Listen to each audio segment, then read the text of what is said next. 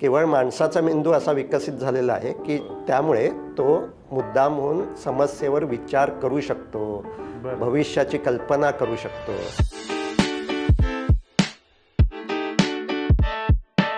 तुम्हाला मी आता समजा म्हटलं, म्हणजे आता म्हणणार नाही, पण डोळे बंद करून उजव्या हाताने डाव्या पायाचा अंगठा पकडा। ह्या ऐकणारे सर्वजण हे करू शकतात। तुम्ही संगीताची जर महफिल बघितली असेल तर त्या वीणेच्या ज्या तारा असतात त्या तारांवर योग्य प्रमाणात टेन्शन आहे की नाही हे तो वीणावादक आधी पाहत असतो आणि त्यानुसार तो टेन्शन ॲडजस्ट करतो। टेन्शन चांगलं असेल तर सूर चांगले निघतात। बरोबर, त्यामुळे थोडं टेन्शन असायला हवं। अच्छा, माणसावर देखील थोडं टेन्शन असायला हवं, तर त्याच्या आयुष्यात देखील काही चांगलं निर्माण होऊ शकतं। गाडी काही ॲक्सिडेंट झाली आहे आणि मी हॉर्न वाजवून काही फरक पडणार नाही आहे, तर मी का हॉर्न वाजवतोय? पण माणसं सवयीनं हॉर्न वाजवत असतात। मी तर सर असे लोक बघितले जे गड्डा असेल तरी हॉर्न वाजवतात। मला नेहमी वाटत असतं की तुमचा राग कमी व्हावा। मी ओके, माझ्यामध्ये काही प्रॉब्लेम नाही, मला राग हेच मान्य नसतं। स्वतःचा स्वभाव बदलता येतो, हे खरं आहे। त्यामुळे स्वभावाला औषध नाही हे अर्ध सत्य आहे। बरोबर आहे, असं कोणती गोळी देऊन स्वभाव बदलता येत नाही। मित्रांनो नमस्कार, कसे आहात? मित्रांनो, आजचा आपला पॉडकास्ट एकदम वेगळ्या विषयांवरचा आहे। आपल्या मनामध्ये विचार येणं आणि आपण विचार करणं ह्या दोन वेगवेगळ्या गोष्टी आहेत, परंतु ह्या दोन वेगवेगळ्या गोष्टींमधला फरक ज्यांना लक्षात येत नाही त्यांच्या आयुष्यामध्ये खूप सारे प्रॉब्लेम तयार होतात आणि ह्या दोन गोष्टींमधला फरक ज्यांच्या लक्षात येतो हे सगळे प्रॉब्लेम ते सहज सॉल्व्ह करू शकतात। थोडक्यामध्ये आज आपण माइंडफुलनेसबद्दल बोलणार आहे। माइंडफुलनेस, सजगता आणि आपल्या दैनंदिन आयुष्यातले वेगवेगळे प्रॉब्लेम। आपल्यापैकी अनेक लोकांना खूप सारे प्रॉब्लेम असतात। आपल्यापैकी अनेक लोकांना प्रोक्रॉस्टिनेशन खूपदा असतं। अनेक लोकांना आपला राग अनावर होतो।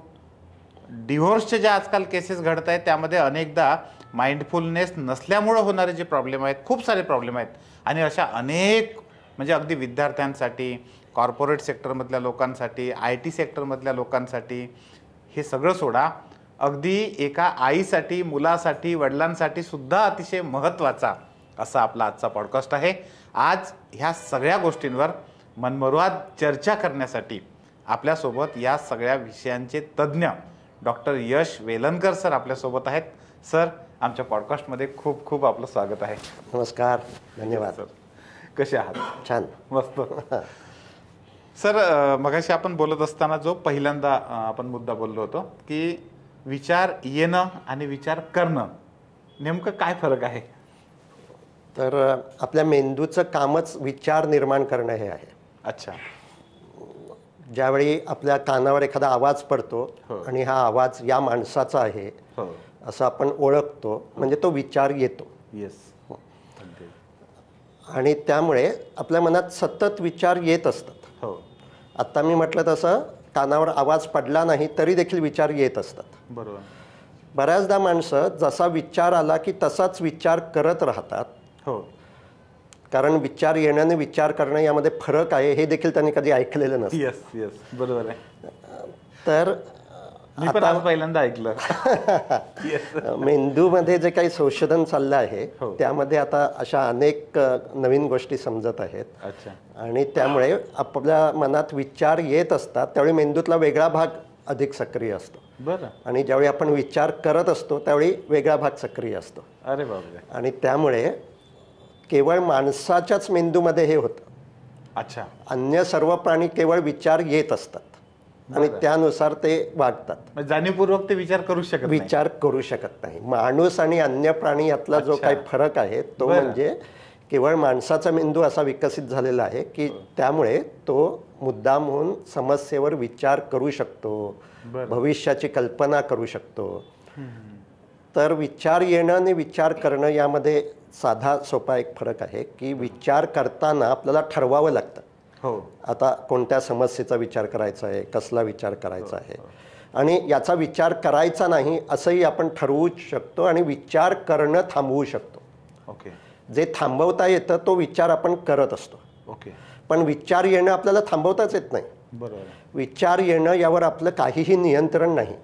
इव्हन सर विचार करताना पण विचार येतात. हो, विचार करताना असा विचार येत असतात. हो आणि ज्यावेळी एखादा विचार आपल्याला मनात समजतो हो त्याच्या आधीच अर्धा सेकंद तो जन्माला आलेला असतो.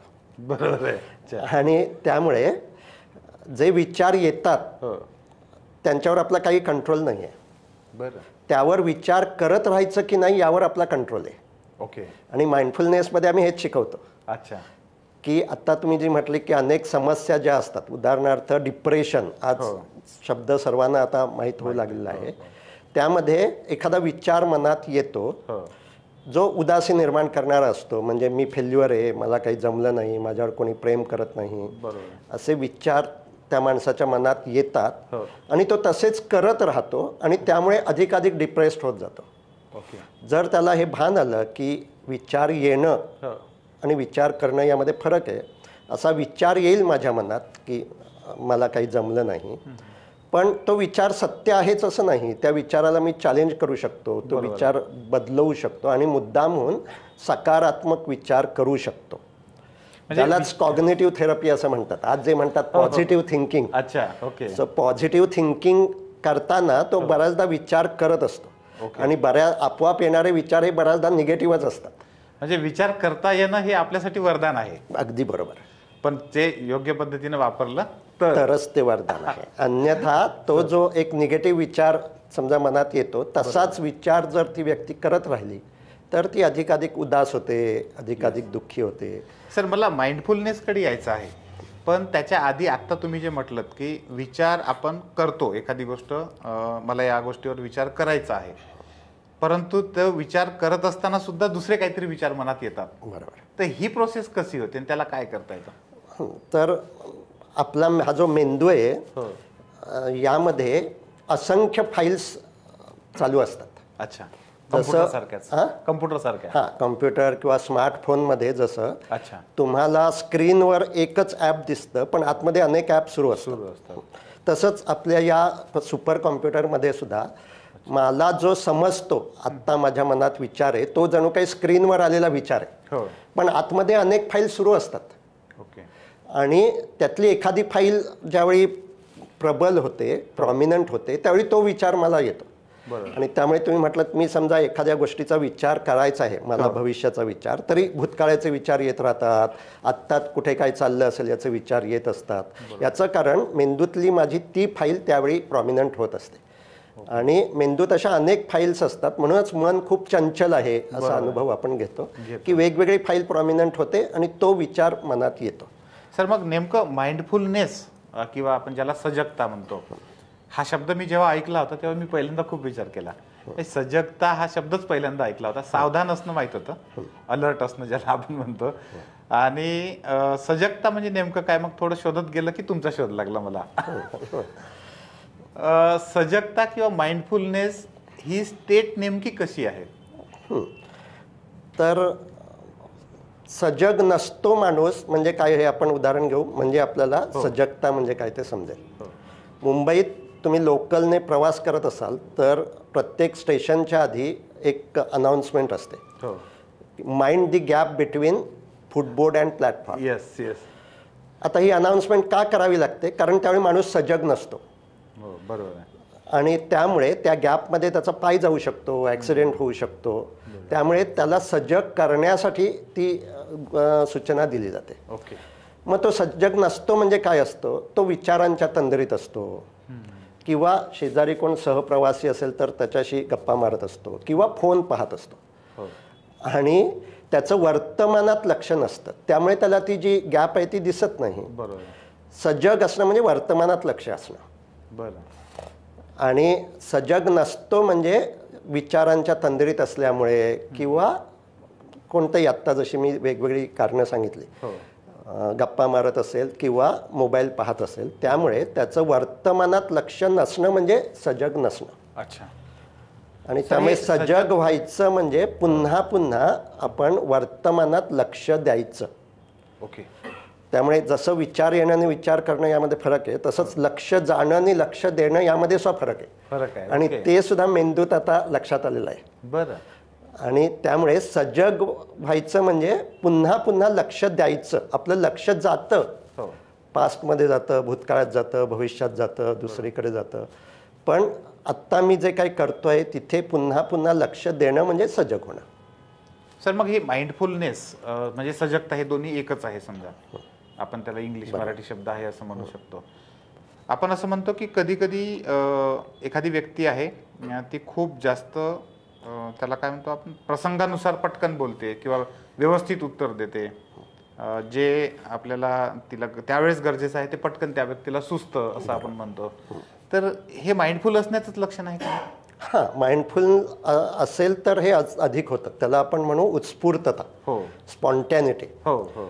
तर हे केव्हा शक्य होतं, जर तो मेकॅनिकली विचार करत नसेल, अच्छा, किंवा सगळं भूतकाळाचंच ओझं घेऊन जात नसेल, तर तो माणूस अधिक उत्स्फूर्त असतो. आणि त्यामुळे माइंडफुलनेसच्या प्रॅक्टिसने ही उत्स्फूर्तता वाढते. कारण असं खूपदा जाणवतं काही व्यक्ती असतात ते खूप पटकन तात्काळ त्याला काय प्रतिक्रिया द्यायची आहे ती देऊ शकतात, किंवा प्रतिक्रिया म्हणण्यापेक्षा तो रिस्पॉन्स जो आहे प्रतिसाद देऊ शकतात. प्रतिसाद ते खूप छान देऊ शकतात. उलट अशा अनेकदा असं होतं की अनेक व्यक्ती त्या रिस्पॉन्स देऊ शकत नाही. सर हे सगळं मन आपलं जे म्हणतो आपण त्याला मन आहे, माइंड आहे, भावना आहेत, ह्या तीनही गोष्टी कधी कधी कन्फ्युजन होतं की ह्या तीनही गोष्टी वेगवेगळ्या आहेत, एकच आहेत, त्यांची नेमकी स्टेट काय आहे, बरोबर, आणि शरीरामध्ये हे सगळं कुठं असतं? तर एक सोप्या भाषेत आपण असं म्हणू शकतो की शरीर हे हार्डवेअर आहे. अच्छा. आणि मन हे त्यातलं सॉफ्टवेअर आहे. बरं. शरीर हार्डवेअरमधून जे काही सगळं निर्माण होतं त्याला आपण मन असं म्हणू शकतो. बरं. त्यामुळे आज मन म्हणजे काय याबद्दल सुद्धा सायन्समध्ये सुद्धा वेगवेगळ्या थिअरीज आहेत, वेगवेगळी मतं आहेत. एक ग्रुप असा आहे की त्यांच्या मते what brain does is mind. Okay. मेंदू जे काही करतो त्यामुळे जे काही होतं ते मन. आता हा मेंदू म्हणजे फक्त इथे आहे तो नाही. अच्छा. पूर्ण शरीरात म्हणजे माझ्या शरीरातल्या प्रत्येक पेशीपर्यंत मेंदू पोचलेला असतो. बरं. मेंदूमधून ज्या नर्व्ज जातात त्या माझ्या प्रत्येक पेशीपर्यंत पोचलेल्या असतात. आणि त्यामुळे मन हे पूर्ण शरीरात आहे असंही आपण म्हणू शकतो. म्हणजे ते काही वेळ इथे नाही. बरोबर आहे. म्हणजे आता असं खूप संशोधन होतं आहे की आपल्या इंटेस्टाईनमध्ये जे बॅक्टेरिया असतात, गट बॅक्टेरिया असं म्हणतात, त्यातले काही बॅक्टेरिया उपयोगी असतात. आणि ते बॅक्टेरिया कमी झाले तर डिप्रेशन वाढतं असं आता संशोधन होत आहे. बरं. त्याचबरोबर आपल्या शरीरात अनेक वेगवेगळे केमिकल्स निर्माण होत असतात. बरं. उदाहरणार्थ इथे एक ग्रंथी असते थायरॉइड, आणि ते थायरॉइडचं प्रमाण कमी झालं किंवा वाढलं की मनस्थिती बदलत असते. म्हणजेच मन हे एकतर मेंदूचं कार्य, त्याचबरोबर आपल्या शरीरातल्या अनेक रसायनांचा परिणाम अच्छा म्हणून जे काही आपल्याला जाणवतं त्याला आपण मन असं म्हणू शकतो.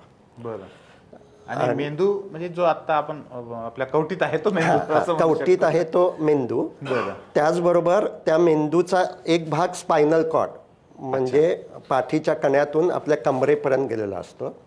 आणि त्या स्पायनल कॉर्डमधून अशा बाहेर नर्व्ह जात असतात, तशाच मेंदूतूनही नर्व्ह जात असतात. आणि त्या शरीराच्या प्रत्येक पेशीपर्यंत पोचत असतात. बरं. आणि त्यामुळे शरीरामध्ये काय चाललं आहे हे देखील आपला मेंदू सतत जाणत असतो. शरीराची जी काही तोल सांभाळण्याची स्थिती आहे त्या सुद्धा एक मेंदूचं कार्य आहे. म्हणजे आपल्याला पंच ज्ञानेंद्रिय माहिती आहेत जी बाह्य जगाचं ज्ञान आपल्याला करून देतात. अशीच 3 ज्ञानेंद्रिय अशी आहेत की जी मेंदूला शरीराचं ज्ञान करून देतात. अच्छा. एक म्हणजे तुम्हाला मी आत्ता समजा म्हटलं, म्हणजे आत्ता म्हणणार नाही, पण डोळे बंद करून उजव्या हातानं डाव्या पायाचा अंगठा पकडा. ओके. ह्या ऐकणारे सर्वजण हे करू शकतात. हे कसं शक्य होतं की डोळे बंद करून तुम्हाला डाव्या पायाचा अंगठा कुठे आहे हे बरोबर समजू शकतं. बरोबर आहे. कारण हे मेंदूचं काम आहे. त्या डाव्या पायाच्या अंगठ्यापासून मेंदूपर्यंत नर्व्ह गेलेला असतात, ते जाणीव ते करून देतं. आणि त्यामुळे हे एक कार्य. दुसरं कार्य हे तोल सांभाळण्याचं. अच्छा. आणि त्यामध्ये सुद्धा बऱ्याच सिस्टीम आहेत. तुम्ही कदाचित असा अनुभव घेतला असेल, रेल्वे स्टेशनवर तुम्ही उभे आहात आणि समोरून फास्ट रेल्वे गेली तर आपल्याला तोल गेल्यासारखं वाटतं, चक्कर येते. किंवा तुम्ही दुसरा प्रयोग करून पहा. एका पायावर उभं राहा, डोळे उघडे ठेवून. ते थोडंसं जमतं आणि डोळे बंद केले की तोल जातो. हो, कारण डोळ्यांनी सुद्धा आपण तो बॅलन्स सांभाळत असतो. ओके. आणि त्यामुळे ते सुद्धा एक मेंदूचं कार्य आहे. त्यामुळे बॅलन्स सांभाळणं हे मेंदूचं दुसरं कार्य आहे. म्हणजे दुसरं ज्ञानेंद्रिय आहे की जे शरीराची माहिती घेत असतं.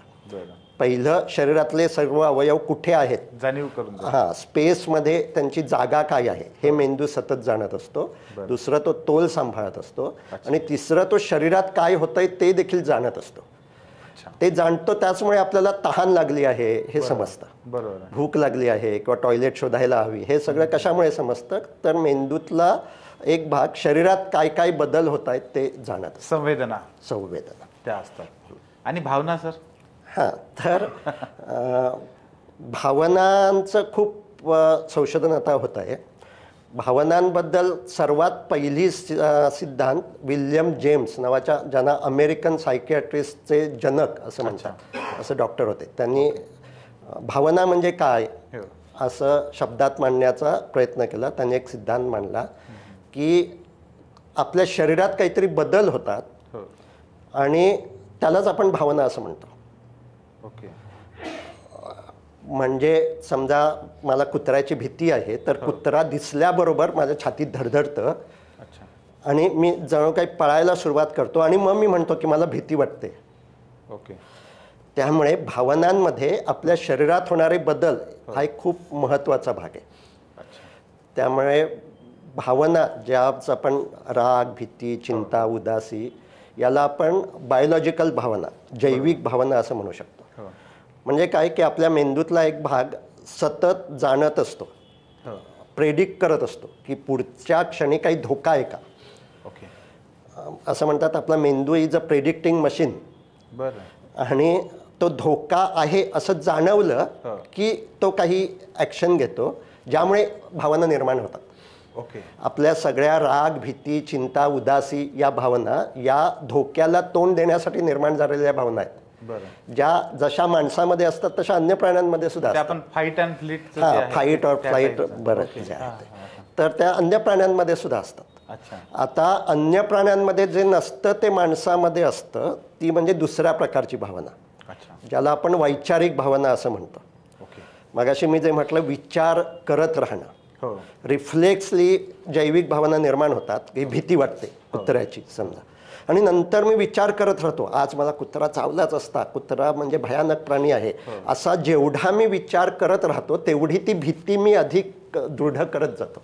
ती भावना पक्की होत जाते. त्यामुळे काही भावना या विचार करून आपण वाढवतो, निर्माण देखील करू शकतो. म्हणजे आता आपल्याला एकमेकांशी सहकार्य करायला हवं, ही काही रिफ्लेक्सली निर्माण होत नाही भावना, ही आपण विचार करून ठरवतो की आपल्याला. सर मग याच्यामध्ये रिव्हर्स पण होतं का?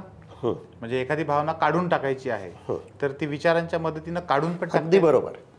त्यावरचा विचार करत राहणं कमी झालं की ती भावना कमी होते. ओके. मी असं उदाहरण देतो की समजा आपण एक काहीतरी आपल्याला भावनिक आघात झालेला आहे आणि एक खड्डा निर्माण झाला आहे गार्डनमध्ये, माती आहे तिथे. मी त्याचाच ज्यावेळी विचार करत राहतो माझ्याच बाबतीत असं का झालं, मीच दुर्दैवी, मीच, त्यावेळी मी खड्ड्यात खणतोय पुन्हा पुन्हा आणि तो खड्डा म्हणजेच ती भावना अधिक दृढ करतोय. बरोबर. आता जर मी तो विचार करणं थांबवलं तर तो खड्डा भरलाच जातो. जशी आजूबाजूची माती, त्यामध्ये तुम्ही आता शेतकरी आहात त्यामुळे तुम्ही हा अनुभव घेतलेला असेल, खड्डा असा राहत नाही. तुम्ही जर तो खणायचं थांबवलं तर बाजूची माती तिथे येते आणि तो खड्डा भरला जातो. तसंच आपल्या मनाचं देखील आहे. आपण एखाद्या भावनेचा विचार करत राहणं जर कमी केलं, थांबवलं तर ती भावना आपण घालवू शकतो. आणि तेच आम्ही अँझायटी, डिप्रेशन घालवण्यासाठी शिकवतो. सो अँझायटी, डिप्रेशन या सुद्धा भावना आहेत आणि त्या भावना रिफ्लेक्सली निर्माण होतात, पण तोच विचार करत राहणं माइंडफुलनेसच्या सरावानं थांबवता येतं. सो मगाशी तुम्ही जे म्हटलं की माइंडफुलनेस म्हणजे काय, वर्तमानात लक्ष द्यायचं. तर ज्यावेळी आपण वर्तमानात लक्ष देतो त्यावेळी आपण विचार करूच शकत नाही. जर तुम्ही आत्ता श्वासाच्या हालचालीकडे लक्ष दिलं किंवा आत्ता कुठला आवाज येतोय त्याकडे लक्ष दिलं किंवा आत्ता शरीरात काय होतंय त्याकडे लक्ष दिलं तर त्यावेळी विचार नाही करता येत. ओके. त्यामुळे आम्ही माइंडफुलनेसच्या सरावामध्ये हाच अनुभव घ्यायला लावतो लोकांना की विचार येत आहेत बरोबर. आणि तुम्ही वर्तमान क्षणात लक्ष दिलं की काही क्षण तरी विचार करणं तुम्ही थांबवू शकता. आणि हे जेवढं अधिकाधिक जमलं तेवढं त्या सगळ्या त्रासदायक भावनांना आपण दूर करू शकतो. ग्रेट. म्हणजे ही सगळी चेन आहे. सर ही मन, विचार, भावना यांची जेव्हा चेन आपण विचार करतो तेव्हा मला पहिल्यांदा असं लक्षात येतं आजकाल टेन्शन म्हणजे असं एकही माणूस नाही की ज्याच्या लाईफमध्ये टेन्शन नाही. म्हणजे किती सुखी म्हटलं तरी काही ना काही टेन्शन आहेत. आणि अगदी लहान मुलं, मला तर म्हणजे हसायला येतं की जेव्हा लहान लहान मुलं म्हणतात जाम टेन्शन आलंय, म्हटलं यांना टेन्शन आलंय तर आपण काय. तर हे टेन्शन सर नेमकं येतं कसं आणि ते फक्त मनुष्य प्राण्यालाच येतं की सगळ्याच प्राण्यांना ते टेन्शन येतं. टेन्शन हा आपण रूढ भाषेत शब्द म्हणतो, पण तो शब्दही अधिक छान आहे. टेन्शन माणसावरच असतं असं नाही, तारेवरही असतं. अच्छा. हा, तार आपण ताणली की टेन्शन असतं, ओढतो आपण त्या. तर तुम्ही संगीताची जर महफिल बघितली असेल तर त्या वीणेच्या ज्या तारा असतात त्या तारांवर योग्य प्रमाणात टेन्शन आहे की नाही हे तो वीणावादक आधी पाहत असतो आणि त्यानुसार तो टेन्शन ॲडजस्ट करतो. टेन्शन चांगलं असेल तर सूर चांगले निघतात. बरोबर. त्यामुळे थोडं टेन्शन असायला हवं. अच्छा. माणसावर देखील थोडं टेन्शन असायला हवं तर त्याच्या आयुष्यात देखील काही चांगलं निर्माण होऊ शकतं. प्राण्यांवर टेन्शन असतं का, तर प्राण्यांवर देखील टेन्शन असतं, पण त्याला आपण म्हणू ॲक्यूट स्ट्रेस. त्यामुळे मानसशास्त्रीय भाषेत त्याला स्ट्रेस असं म्हणतात, तणाव. अच्छा. आणि प्राण्यांमध्ये ॲक्यूट स्ट्रेस असतो. बरं. म्हणजे दोन कुत्री एकमेकांवर भांडत असतात एकमेकांशी, त्यावेळी त्यांच्यावर स्ट्रेस असतो. अच्छा. त्यातलं एक कुत्रं पळून जात असतं आणि दुसरं कुत्रं त्याच्या मागे लागलेलं असतं, त्यावेळी पुन्हा दोन्ही कुत्र्यांमध्ये स्ट्रेस तयार होते. आणि त्यालाच फाईट ऑर फ्लाईट मेकॅनिझम मगाशी जे तुम्ही म्हटलं की ज्यावेळी कोणताही धोका आहे असं जाणवलं की कुत्र्याचा मेंदूचा रिॲक्ट करतो, त्याच्या शरीरातही काही केमिकल पाझरतात आणि त्या केमिकलमुळे शरीरात बदल होतात जे तो जे काही डेंजर आहे त्याच्याशी फाईट करायला किंवा त्यापासून पळून जायला शरीरामध्ये अधिक ऊर्जा निर्माण करतात. ते सगळे जे काही बदल आहे. सर पण हे टेन्शन तयार कसं होतं ते म्हणजे उदाहरणार्थ समजा आपण कुत्रा किंवा माणूस काही दोघांच्याही शरीरात टेन्शन तयार होणं सारखंच आहे. अच्छा. उदाहरणार्थ समजा कुत्र्याचा एक एरिया असतो आणि त्यामध्ये दुसरा कुत्रा आला की हा कुत्र्याच्यावर टेन्शन येतं. त्याला जाणवतं की आपल्याला काहीतरी धोका आहे. त्याच्या शरीरात ॲड्रिनलिन नावाचं केमिकल पाझरतं आणि आता त्याच्या शरीरात काही बदल घडतात. त्याच्या शरीरात जे घडतात तेच आपल्याही शरीरात घडतात. ते बदल काय घडतात तर आता त्याला त्या कुत्र्यावर भांडायलाच असतं, त्यामुळे त्याला अधिक शक्ती आवश्यक असते. त्यामुळे त्याची हृदयाची गती वाढते, श्वासाची गती वाढते. श्वासाची गती का वाढते, कारण शक्ती निर्माण करण्यासाठी ऑक्सिजन हवा. बरोबर. श्वासाची गती वाढली की कुत्र्याला अधिक ऑक्सिजन मिळतो. आता तो ऑक्सिजन मिळाला आहे तो पायापर्यंत त्याच्या पोचायला हवा तर तो मारामारी करू शकेल. त्यामुळे हृदयाची गती वाढते. तो ऑक्सिजन आणि त्याचबरोबर कुत्र्याच्या सुद्धा रक्तातली साखर त्यावेळी वाढते. आणि साखर आणि ऑक्सिजन एकत्र येऊन एनर्जी तयार होते. आता ती एनर्जी त्याच्या पायांपर्यंत पोचते, सगळ्या मसलपर्यंत पोचते आणि तो वेगानं उड्या मारत त्या दुसऱ्या कुत्र्यावर हल्ला करतो. हा प्रश्न जो मला विचारला मी तुम्हाला त्याच्या मागचं कारण काय, मी विचार करतो जेव्हा मुलं म्हणतात की अभ्यासाचं टेन्शन आलंय तर ते अभ्यासाचं टेन्शन आलं म्हणजे नेमकं काय होतं हे जर समजलं. बरोबर. अभ्यासाचं टेन्शन आलं म्हणजे मनात असं विचार येतो की काहीतरी धोका आहे, परीक्षा ही एक धोका आहे. अच्छा. आणि त्यामुळे जे काही होतं ते टेन्शन. त्यामुळे टेन्शनच्या मध्ये धोका हे एक अध्यारोत असतं. सर आपण उलट जर समजा परीक्षा हे एखादं सेलिब्रेशन आहे असं जर केलं तर टेन्शन नाही येणार. अच्छा. कारण मला आता आठवतं मी मागच्या वर्षी म्हैसूरला गेलो होतो, एका शैक्षणिक संकुलाला भेट दिली आम्ही आणि त्यांनी ज्या छोट्या छोट्या पुस्तिका काढल्या होत्या ना त्याच्यामध्ये त्यांनी असं ठळक याच्यात लिहिलं होतं की परीक्षा हे एक प्रकारचं सेलिब्रेशन आहे, सण आहे, तो फेस्टिवल आहे. बरोबर. अशा पद्धतीचं. म्हणजे आता ते तुम्ही सांगताय तेव्हा समजत आहे की ते त्या कारणाने लिहिलं असेल. बरोबर. पण आता काही जणांना फेस्टिवलचं सुद्धा टेन्शन येतं. म्हणजे फेस्टिवल समजा असेल तर त्यामध्ये कसं ते नीट होईल की नाही वगैरे असे जे विचार माणसाच्या मनात असतात ते टेन्शन निर्माण करतात. आणि सर ओव्हर थिंकिंग आणि टेन्शन हे कसं आहे? ओव्हर थिंकिंग हे टेन्शनचं एक कारण आहे. अच्छा. किंवा परिणाम देखील आहे. हे काय होतं सर ओव्हर थिंकिंग?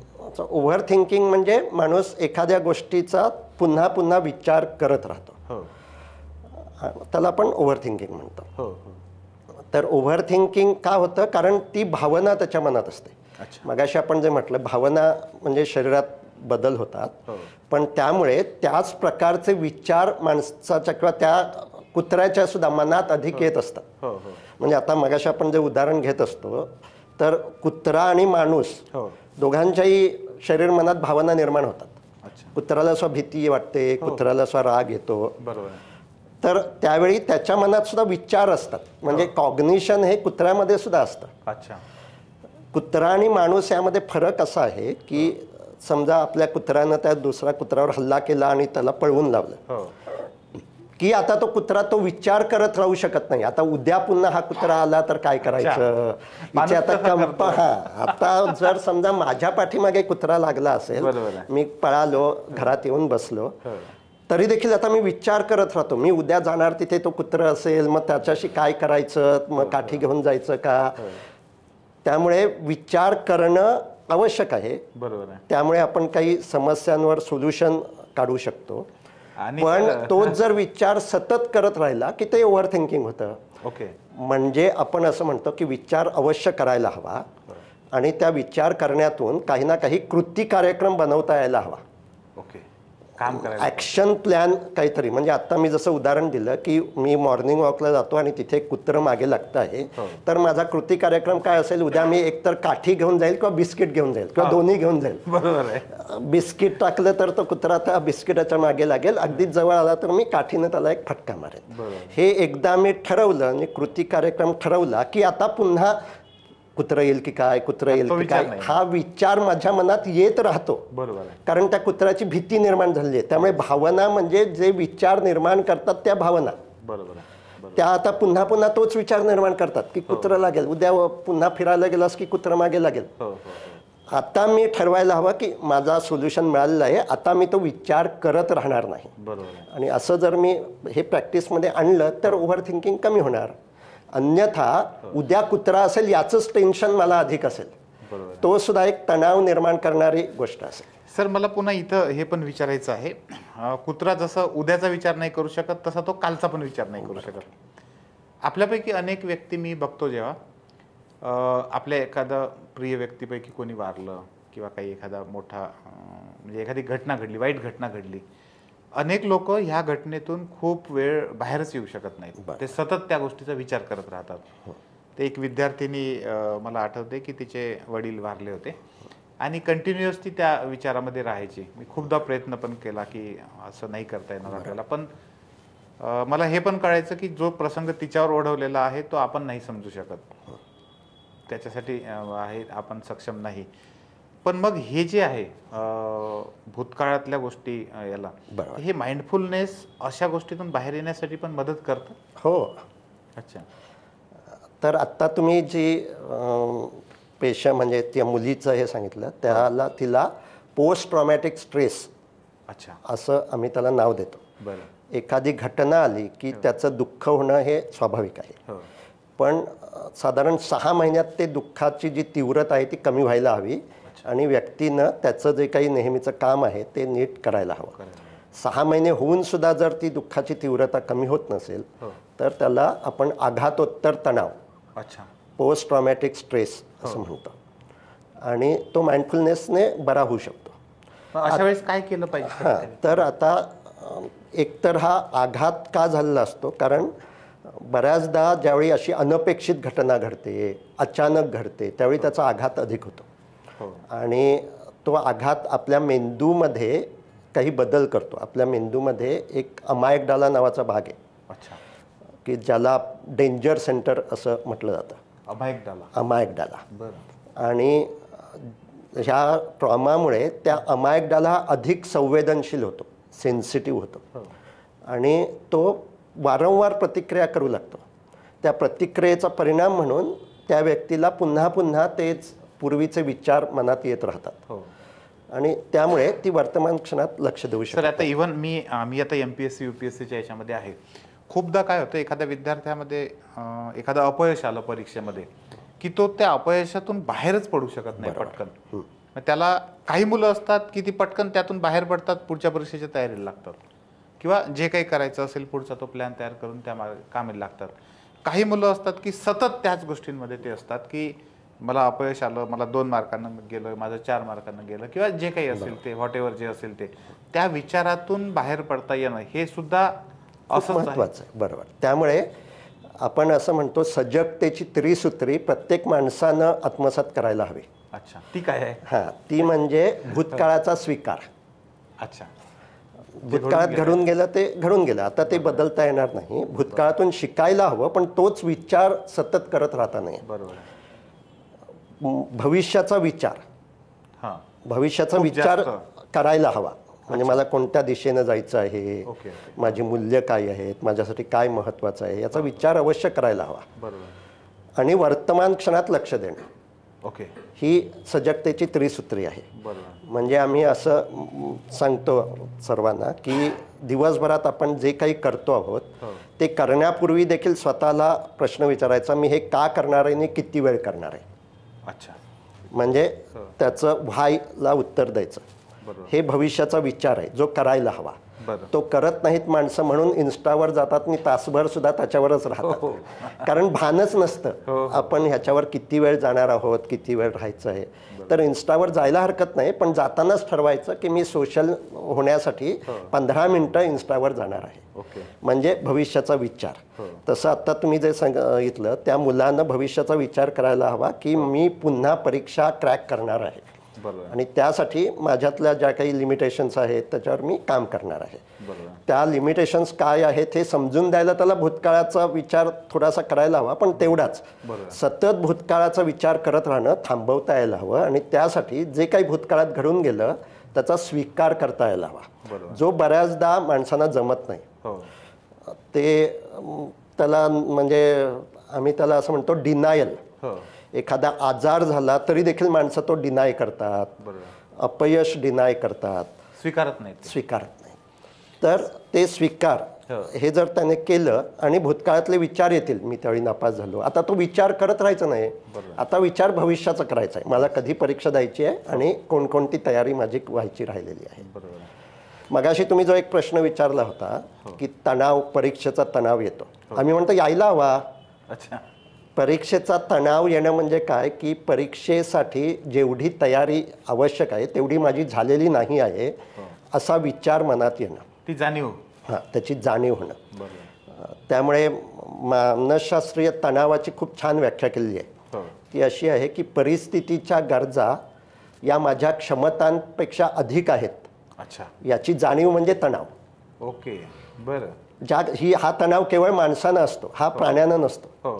प्राण्यांना केवळ तात्कालिक तणाव असतो, पण माणसांना हा तणाव असतो की आत्ता तुम्ही म्हटलं तसं परीक्षेसाठी ही तयारी अजून माझी व्हायला हवी आहे, ही परिस्थितीची गरज आहे, ती माझी तेवढी झालेली नाही आहे तयारी.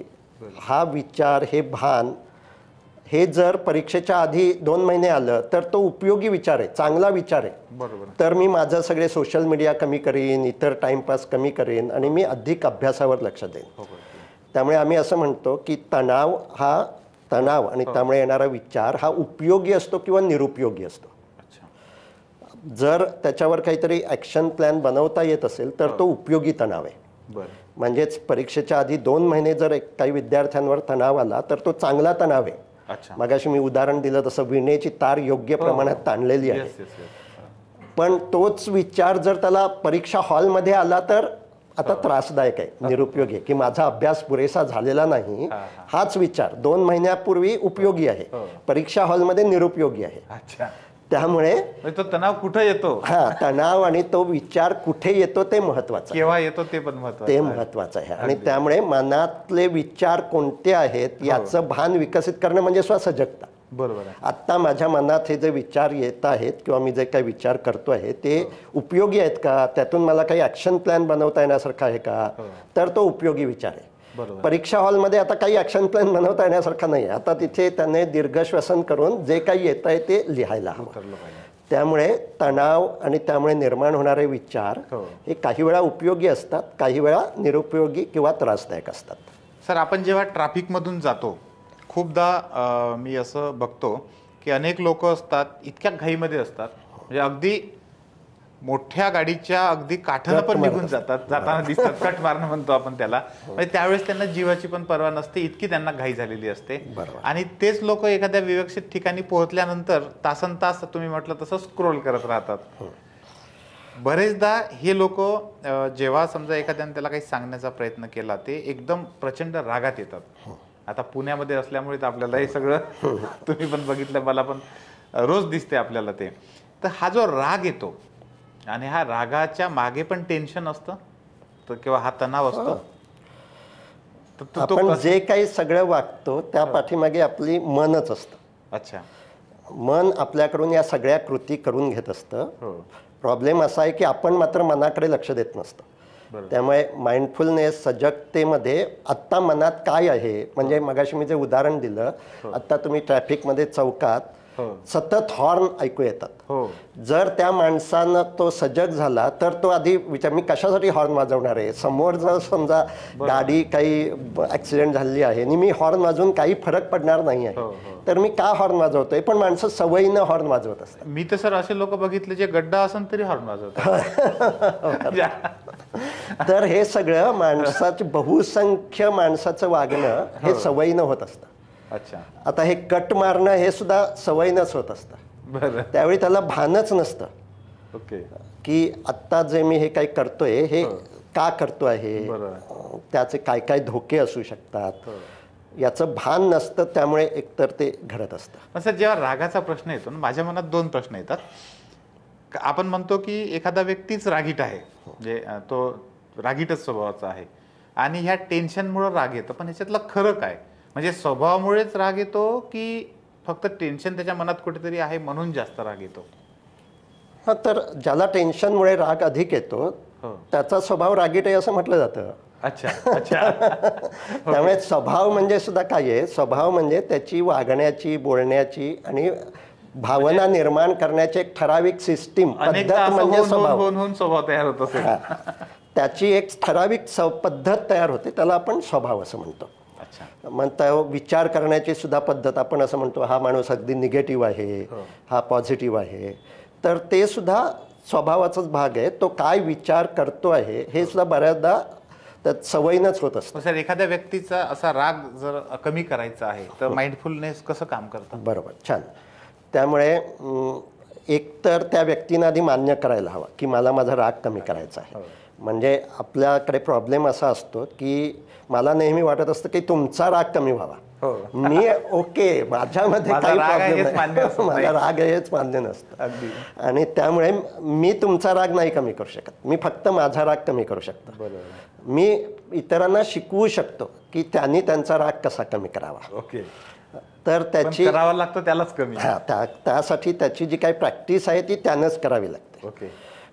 त्याचं एक आपण म्हणजे काही वेगवेगळे टूल्स वापरतो. त्यातलं एक टूल असं आहे की आपल्या मनस्थितीकडे अधूनमधून लक्ष द्यायचं आणि आत्ता माझ्या मनात, म्हणजे आपण त्याला असं म्हणतो, आत्ता असं आपण हा एक्झरसाइज जे ऐकतायत ते करू शकतो की स्वतःला असं प्रश्न विचारायचा की आत्ता मला कसं वाटतंय, माझ्या मनाला माझा मूड कसा आहे, feeling good or feeling bad, असा प्रश्न स्वतःला विचारायचा. आणि जर छान वाटत असेल तर +1 to +5 असा नंबर द्यायचा आपल्याच मूडला, रेटिंग म्हणून. छान वाटत नसेल तर -1 to -5 असं रेटिंग द्यायचं. आता आपण असं म्हणतो की राग -1 -2 या लेव्हलपर्यंत येणं योग्य आहे, उपयोगी आहे, आवश्यक आहे, कारण ते माणसाला प्रेरणा देऊ शकतं. म्हणजे तुम्हाला मी उदाहरण असं देतो की आपल्या इथे असं म्हणतात की टिळकांना असंतोषाचं जनक हो असं म्हणतात. असं इंग्रज म्हणायला लागले खरं म्हणजे त्यांनी राग निर्माण केला इथल्या माणसाच्या मनात इंग्रज राजवटी विरुद्ध जो नव्हताच आधीच्या मनात. तो राग यायला हवा. दुसरं गांधीजींना सुद्धा दक्षिण आफ्रिकेत रेल्वेतून त्यांच्याकडे तिकीट असताना सुद्धा बाहेर काढून टाकलं. आता तिथे आधी अनेक माणसांना असं काढून टाकत होते पण त्यांना राग येत नव्हता. गांधीजींना तो आला पण तो इम्पल्सिव्ह ते वागले नाहीत. आजकाल सुद्धा तरुणांना राग येतो मुंबईत आणि राग आला की लगेच दगड उचलून ते फेकायला लागतात की पोलीस येतात आणि पकडून नेतात. गांधीजींना राग आला पण त्यांनी ॲक्शन प्लॅन तयार केला की असा ॲक्शन प्लॅन की पोलीस पकडू शकत नाहीत. मी इथे स्टेशनवर बसेन, काही खाणार नाही, मला जोपर्यंत सन्मानानं पुन्हा ट्रेनमध्ये घेत नाहीत तोपर्यंत मी इथून हलणार नाही. हे का करू शकले? त्यांना -1 -2 पातळीपर्यंतचा राग आला. त्यावर त्यांनी विचार केला की यावर काय ॲक्शन प्लॅन असू शकतो आणि त्यांनी एक ॲक्शन प्लॅन तयार केला आणि त्यातून सत्याग्रहाचा जन्म झाला. त्यामुळे राग यायला हवा. अच्छा. फक्त तो त्याची तीव्रता फार असता नाही. ओके. जर तीव्रता खूप असेल तर त्यावेळी आपल्याला नक्की कसला राग आला ह्याचंही भान राहत नाही आणि माणूस बेभान होऊन बोलतो, वागतो, खून करतो. त्यामुळे आत्ता मी जे हे टूल सांगितलं हे पहिलं टूल प्रत्येक माणसानं खरं म्हणजे हे वापरायला हवं. अगदी शाळांमधून सुद्धा हे शिकवलं जाणं आवश्यक आहे. मी त्याच्याकडे येणारच आहे. की आपल्या मनस्थितीकडे लक्ष देऊन आपल्याला आत्ता माझा मूड चांगला आहे की नाही हे आपल्याला स्केल ते करायला हवं. आता तुमच्या मागच्या प्रश्नाचं दुसरं उत्तर की काही जणांचं -5ला आपण जातो हे काही जणांना समजतं. त्याला आम्ही ट्रिगर्स म्हणतो. अच्छा. काय घडलं की -5ला जाता. ओके. मग समजा रस्त्यात कोणीतरी असा कट मारला की मी -5ला जातो असा ट्रिगर असू शकतो. घरात कोणीतरी काहीतरी अव्यवस्थितपणे कपडे टाकलेले असतील की मी -5ला जातो. माझ्यातले कोणी दोष दाखवले की मी -5ला जातो. तर -5ला गेल्यावर त्यावेळी काहीच करता येण्यासारखं नाही आहे. ओके. त्याला इमोशनल हायजॅक असं म्हणतात. अच्छा. म्हणजे तुमच्या भावनिक मेंदूनं वैचारिक मेंदूवर ताबा घेतलेला असतो आणि त्यावेळी ठराविक पद्धतीनंच विचार निर्माण होत असतात आणि माणूस तसंच वागत असतो. त्याला त्यावेळी समजतच हे सगळं ॲटोमॅटिक होतं. त्यावेळी त्याला समजतच नाही आपण काय बोलतोय, काय कृती करतोय हे. त्यामुळे -5 असताना आपण काही करू शकत नाही. ओके. आपण कोणत्या प्रसंगामुळे -5ला जातो हे -5 मध्ये नसताना विचार करून आपण त्याची लिस्ट करू शकतो. त्याला आम्ही म्हणतो ट्रिगर्स. आणि तिथे मग मानसोपचारातली जी कॉग्निटिव्ह थेरपी REBT जी अल्बर्ट एलिस यांनी शोधली ती तिथे आपण उपयोगात आणू शकतो. की असं -5ला मी जातो, तो जो काही ट्रिगर असतो त्यामागे माझ्या मनात एक काहीतरी बिलीफ असतो आणि तो बिलीफ अविवेकी असतो. अच्छा. म्हणजे उदाहरणार्थ मी घरात गेलो आणि माझ्या मुलानं कपडे कसे तरी टाकून ठेवलेले आहेत आणि मला खूप राग येतो, मी -5ला जातो. तर माझ्या मनातला बिलीफ असा आहे की मुलानं कपडे नीट ठेवलेच पाहिजेत. He should keep his clothes properly. REBT किंवा ही जी मानसोपचार पद्धती असं म्हणते की शुड मस्ट आलं की तो अविवेकी झाला. कपडे नीट ठेवलेच पाहिजे हा च काढून टाकायचा. कपडे नीट ठेवले पाहिजे हा विवेकी समज आहे. तो असेल तर मी -5ला नाही जाणार. ते ठेवलेच पाहिजेत असा जर माझा बिलीफ असेल तर मी तसं झालेलं होत नाही, त्यावेळी मी -5ला जातो. आणि त्यामुळे राग कमी करायचा असेल तर आपले असे काय बिलीफ आहेत की जे अविवेकी आहेत ते शोधायला हवेत आणि ते बदलायला हवेत. या अर्थानं सर आपण असं म्हणू शकतो स्वभाव बदलता येतो. हां, स्वतःचा स्वभाव बदलता येतो. हे खरं आहे. त्यामुळे स्वभावाला औषध नाही हे अर्ध सत्य आहे. बरोबर आहे. असं कोणतीही गोळी देऊन स्वभाव बदलता येत नाही. बरोबर आहे. म्हणजे आता अँटी डिप्रेशंट गोळ्या वापरल्या जातात. अच्छा. त्याने डिप्रेशन काही प्रमाणात बरं होतं, कमी होतं, पण त्याने स्वभाव बदलतो का माणसाचा? नाही. त्याबरोबर त्याचं जे डिप्रेशनच्या काळात त्याचं भानच नसतं ते भान त्याचं विकसित होऊ शकतं. पण स्वभाव बदलण्यासाठी प्रत्येक माणसानं आत्ता मी जे सांगितलं तशा पद्धतीनं आपला आधी काय स्वभाव आहे, त्यात काय बदल घडवणं अपेक्षित आहे हे त्या माणसाला समजणं आवश्यक आहे. तर तो त्याचा स्वभाव बदलवू शकतो. खरं तर सर हे शिक्षण जेव्हा शाळेमध्ये मुलं शिकत असतात तेव्हापासून द्यायला पाहिजे, पण आपल्या सिस्टीममध्ये तसं कुठं दिसत नाही. म्हणजे खरं तर हे व्हायला पाहिजे. तुम्हाला काय वाटतं? अगदी बरोबर. म्हणजे आता मी मुख्याध्यापकांच्या सभेमध्ये वगैरे सुद्धा त्यांच्या एका अधिवेशनाला मला बोलवलं होतं. मी तिथे हे भाषण केलं की आज शाळेतली मुलं सुद्धा आत्महत्या करतायत किंवा सैराट वागतायत, म्हणजे नको त्या वयात पळून जात आहेत वगैरे ते सगळं. तर हे सगळं भावनांची सजगता नाही म्हणून होत आहे. त्यांना माहितीच नाही आपण असं का वागतोय. आता आपण जे बोलतो आहे ते त्यांच्यापर्यंत कोणी बोललेलंच नाही आहे, त्यांच्यापर्यंत पोचलेलं नाही आहे. खरं म्हणजे मुलांना सुद्धा त्यांना तुला भीती कधी वाटते, तुला राग कधी येतो, हे त्या मुलाला समजणं आवश्यक आहे. तर हे खरं म्हणजे आपण शिकवायला हवं. शिक्षकांनी 2 मिनिटं पालकांनी ते हे करायला पाहिजे. पण त्यावेळी मला मुख्याध्यापक म्हणाले की डॉक्टर तुम्ही म्हणताय हे सगळं बरोबर आहे, पण आम्हाला वेळच नाही, इतका सिलेबस पूर्ण करणं हे आमच्यासाठी कठीण असतं आणि त्यामुळे हे सगळं ॲक्टिव्हिटी काही करता येणं कठीण आहे. मला त्यावर 2 सोल्युशन, म्हणजे एक सोल्युशन शिक्षकांनी ठरवलं तर लगेच करू शकतात ते म्हणजे ते काही विषय शिकवत असू दे, इतिहास शिकवत असू दे, नाहीतर गणित शिकवत असू देत, पहिली 5 मिनिटं त्यांच्या पिरियडची त्यांनी या गोष्टीसाठी द्यायची आणि त्यांची अशी जर तयारी असेल तर आम्ही त्यांना हे सगळं मोफत शिकवू शकतो. कारण हे पुढच्या पिढीसाठी खूप आवश्यक आहे. त्यांनी 5 मिनिटांमध्ये काय घ्यायचं हे आम्ही त्यांना शिकवू शकतो. तेवढं त्यांनी प्रत्येक पिरियडमध्ये 5 मिनिटांमध्ये हे घ्यायचं. सर असं मग काही पालकांसाठी पण आहे? आत्ता तुम्हाला सांगतो की शाळकरी वयांच्या मुलांमध्ये सुद्धा जे भावनिक प्रॉब्लेम असतात, अनेकांना भीती वाटते, वयाच्या 6व्या वर्षापासून OCD हा आजार होऊ शकतो. म्हणजे मंत्रचळपणा म्हणून जो आहे, पुन्हा पुन्हा दप्तर भरणं, दप्तर काढणं, हे त्याचं एक लक्षण असू शकतं. आणि आमच्या असं लक्षात येतं की ज्यावेळी समजा 9वी 10वी पर्यंतच्या मुलांमध्ये प्रॉब्लेम असेल, 99% वेळा त्याचं कारण पालकांमध्ये असतं. आणि त्यामुळे पालकांचं समुपदेशन हे त्यामध्ये खूप महत्त्वाचं आहे. जसं शिक्षण व्यवस्थेमध्ये हे सगळ्या गोष्टी आणल्या पाहिजेत, तसं पालकांना सुद्धा याचा अवेअरनेस. आणि म्हणजे काय होतं की पालक टेन्शनमध्ये असतात, आपण की त्यांना कामाचा ताण असतो आणि ते घरात येतात आणि बायकोवर तो राग काढतात. मग बायको मुलाला एक धपाटा मारते आणि पोरगा बाहेर जाऊन कुत्र्याला एक दगड मारतो. एकाचं टेन्शन दुसऱ्यावर ते असं हे करत राहत असतं. ह्याचा ब्रेक खरं म्हणजे जी आई आहे, वडील आहेत, त्यांनीच त्यावर लावायला हवा. म्हणजे काय की माझ्या मनात आत्ता राग आहे हे जर त्यांना भान आलं तर त्यावेळी ते लगेच मुलावर तो राग काढणार नाहीत, पण बराचदा तो राग काढला जातो आणि स्वतःला ते भान नसतं. त्यांना स्वतःला ते भान नसतं. आता यामध्ये एक आत्ता मेंदूविज्ञान असं सांगतं की आपल्या मेंदूमध्ये इथे हा एक भाग आहे, प्रीफ्रंटल कॉर्टेक्स. मगाशी तुम्ही जे विचारलं की राग आला तर तो कंट्रोल करणारा हा भाग येतो.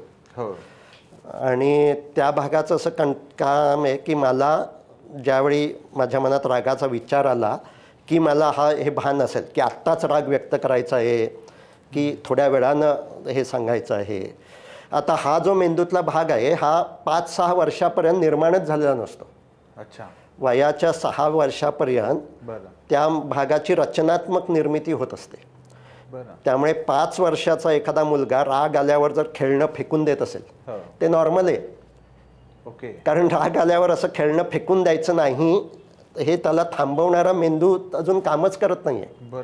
आज प्रॉब्लेम असा आहे की त्या 5 वर्षाची आई जी 25-30 वर्षाची आहे ती सुद्धा राग आला की फेकून देते, फक्त फेकण्याच्या वस्तू वेगळ्या असतात. पोरगं खेळणं फेकत असेल तर ती भांडं फेकते किंवा आपलंच डोकं आपटून घेते. म्हणजे आपला डेव्हलप झालेला मेंदू सुद्धा ती वापरत नाहीये. बरोबर.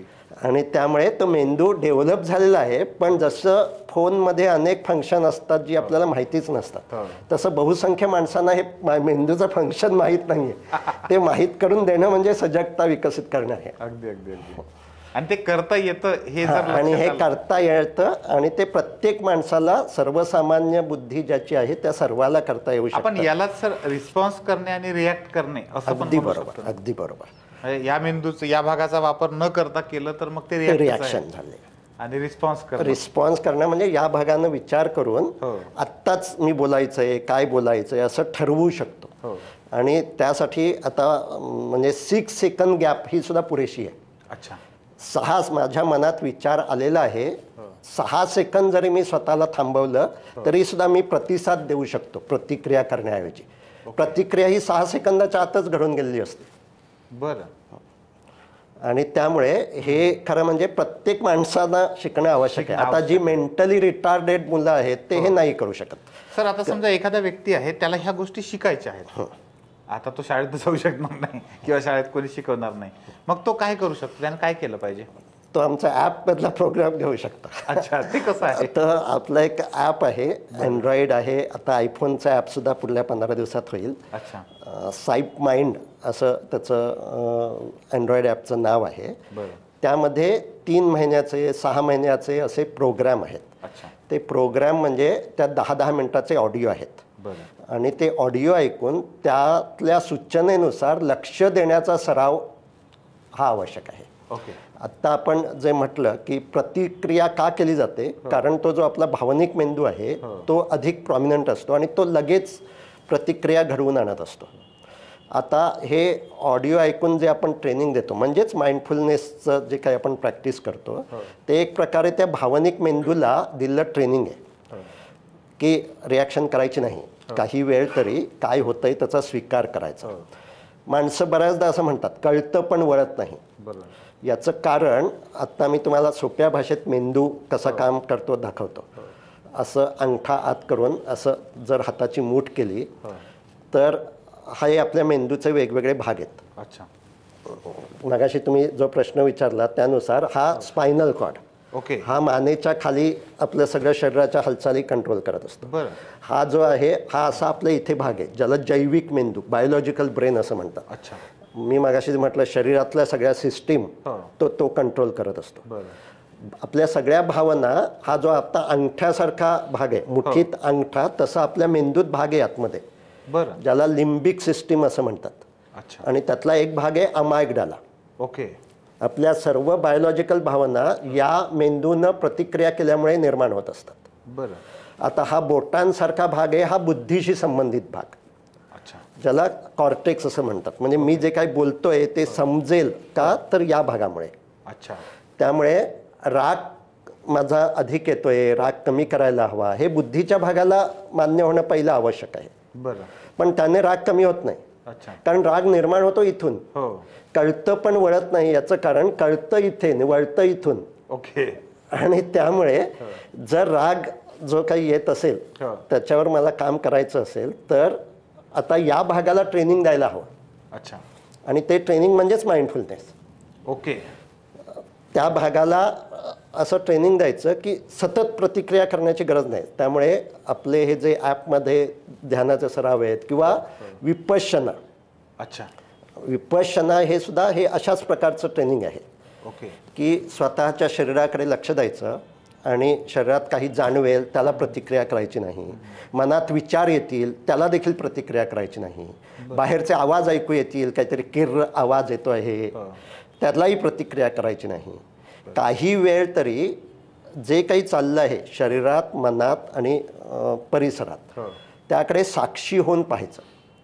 त्यामुळे माइंडफुलनेसचे 2 टप्पे आहेत. अच्छा. एक पहिला टप्पा सजगता, म्हणजे जाणवतंय माझ्या मनात काय विचार आहेत, आजूबाजूला काय होतं आहे. आणि दुसरा टप्पा आहे स्वीकार करता येणं, म्हणजे साक्षीभाव. अच्छा. जे काही जाणवतं आहे त्यावर काही वेळ तरी लगेच प्रतिक्रिया न करणं. ओके. म्हणजे माइंडफुलनेसचा दुसरा टप्पा आहे ज्याला आपण मराठीमध्ये साक्षीभाव असं म्हणतो. आणि हा साक्षीभाव हे आपल्या भावनिक मेंदूला दिलेलं ट्रेनिंग आहे. ओके. आणि मेंदू संशोधनात आता असं लक्षात येत आहे की एखाद्या माणसानं रोज 20 मिनिटं असा 2 महिने सराव केला तर मेंदूत रचनात्मक बदल दिसून येतात. ओके. ज्यावेळी एखाद्या माणसाला खूप राग येत असतो किंवा अँझायटी असते त्यावेळी या भावनिक मेंदूच्या भागात अधिक ॲक्टिव्हिटी पाहायला मिळते. तो अधिक सेन्सिटिव्ह असतो आणि सेल्युलर लेवलला तिथे ग्रोथ झालेली दिसते. अच्छा.